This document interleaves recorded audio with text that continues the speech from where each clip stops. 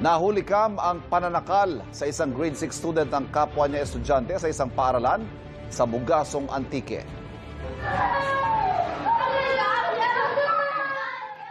Kuha yan sa loob ng classroom habang wala ang kanilang guro noong January 7. Umiiyak ang estudyanteng sinasakal hanggang sa may umawat na kaklase. Ang sabi ng ina ng sinaktang estudyante na pagbintangan ng kaklase ang kanyang anak na siyang sumipa sa kanya, kaya siya sinugod.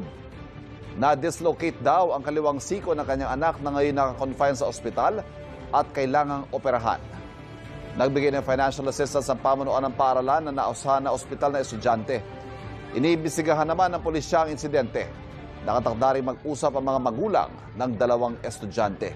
Pinagsusumiti naman ng report ang principal at district supervisor ng Bugasong ng DepEd Schools Division Office. Kinukuha pa ang pahayag ng kaanak ng estudyanteng nanakal.